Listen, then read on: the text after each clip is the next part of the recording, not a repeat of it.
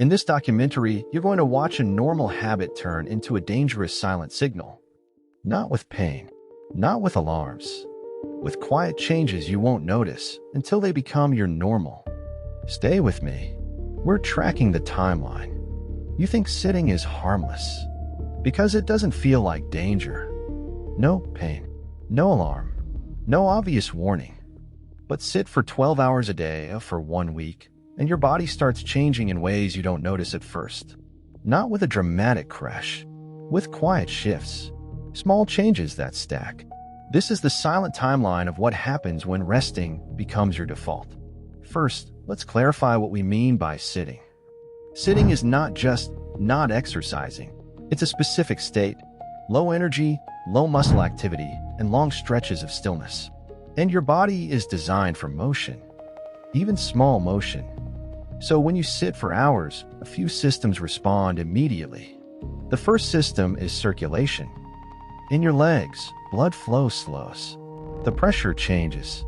The vessels get less of the natural stretch and release they're built to handle. Even within a single day of prolonged sitting, researchers have observed measurable changes related to blood flow and the lining of blood vessels. It doesn't mean disaster is happening in one afternoon. It means the body is already adapting. The second system is metabolism. When you move, your muscles help clear glucose from the bloodstream. When you don't, the body has to work harder to do the same job. That's why prolonged, unbroken sitting has been linked to less favorable metabolic responses, especially after meals. Again, not a collapse. Quiet drift. Now let's step into the scenario. 7 days, 12 hours a day. Not necessarily in one uninterrupted block, just a daily routine dominated by sitting. Day 1 begins with the obvious. Your body feels fine, maybe a little stiff. Maybe you feel sleepy or foggy. But here's what's deceptive. Sitting is one of the easiest habits to tolerate, while it's slowly changing you. So instead of asking, does it hurt? Ask a better question. What did my body stop doing today? Less walking, less standing, less shifting, less small movement. And that subtraction is the real story, because the risks of sitting are not only about total time. They're also about how long you sit without breaking it up. When sitting becomes continuous, the body gets fewer chances to reset. So the first warning sign is not pain. It's friction. You stand up and it takes a second to feel normal. Your hips feel tight. Your back feels locked. Your neck carries tension you didn't notice. That's day 1. And most people stop there. They assume it's just stiffness. But day 2 adds a new layer.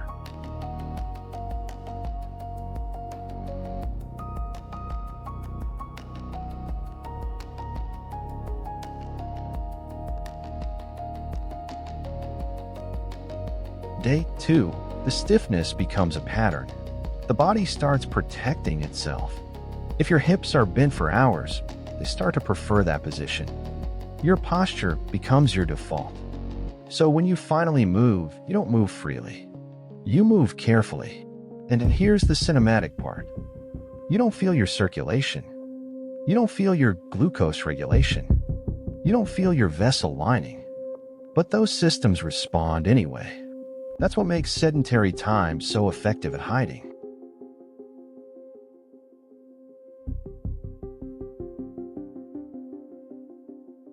By day 3, many people notice something else. Focus feels unpredictable. Not because sitting directly erases intelligence, but because long, low movement days often come with a specific mental state. Low stimulation, low variation, low physical reset. You can concentrate, but you fatigue faster. And sleep can become weird. You might feel tired, but not deeply rested. Because your day had fewer natural peaks and valleys. Movement is one of the signals your body uses to regulate sleep pressure and mood. So when you remove movement, you remove a signal.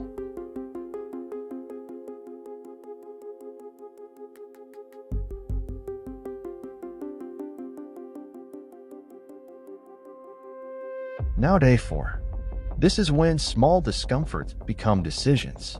You avoid taking the stairs. You delay errands. You choose convenience. And the more you choose stillness, the more stillness becomes normal. This is the trap. Sedentary routines are self-reinforcing. And that matters because large studies consistently link higher sitting time with higher long-term health risk, even when researchers account for physical activity. The details vary across studies, but the direction is consistent.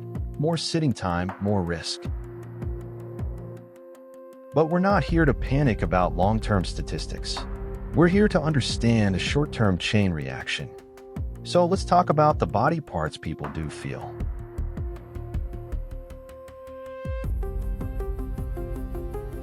By day 5, the most common signals are musculoskeletal, neck tightness, upper back tension, lower back sensitivity, hip stiffness. It's not mysterious. Your spine and joints are loaded in one position for too long. Your muscles hold you there. And modern sitting is rarely neutral. It usually involves screens, head forward, shoulders rounded, shallow breathing, hands fixed. It's a posture that feels normal until you notice how hard it is to reverse.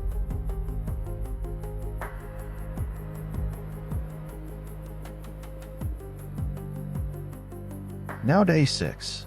Here's where the story becomes silent but serious. Because the biggest problem is not that sitting exists. It's that sitting can replace movement so completely that your body loses its daily baseline. Your baseline used to include walking to places, standing without thinking, shifting your weight, climbing small distances. Now your baseline is chair, screen, chair, screen. In that world, the body adapts downward. Not dramatically, but consistently. And by day 7, something becomes clear. It's not one symptom. It's the feeling that your body is less ready, less spring, less ease, less range. You didn't get sick. You didn't break. You just became slightly less capable. And that's the real danger. Because if a habit makes you worse, quietly, you can live inside it for years. Now, one important point. This is not about fear. It's about design. Your body isn't failing. It's doing what bodies do.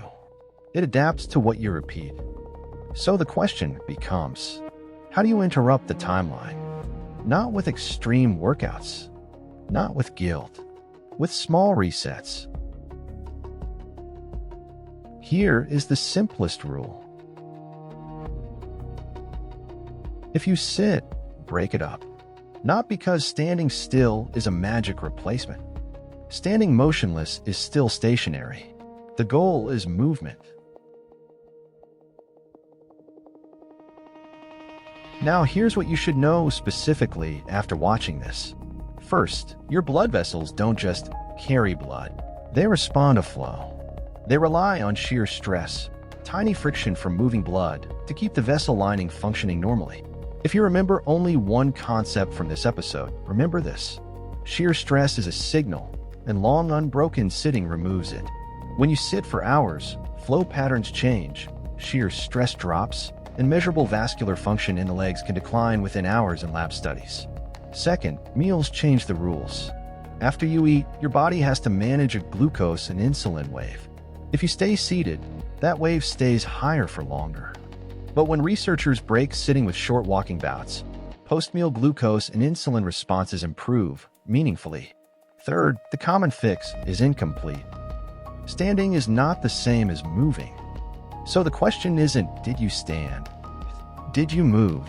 So the solution is not intensity. It's interrupts. Tiny movement. Frequent movement. A minute of walking. Few squats. A lap around a room. Stairs once. Because you're not fighting a single bad day. You're fighting what your body is training itself to become. Now zoom out. Sitting is normal. Unbroken sitting is the multiplier. As sedentary time rises, long-term risk rises, especially at high daily totals. And here's the unsettling part. To completely cancel out the added risk of high sitting time, research suggests you may need unusually high daily physical activity, around an hour or more of moderate intensity. Most people aren't close. So for many people, sitting isn't neutral. It's accumulating. So here's the verdict. 1 week doesn't destroy you, but it does something quieter. It starts teaching your body a smaller baseline. Less circulation signal in the legs during long blocks. Worse post-meal metabolic handling. More stiffness. More postural tension. A body that feels less ready. And if you repeat the week, the changes stop being temporary. They stop reversing automatically. They become familiar.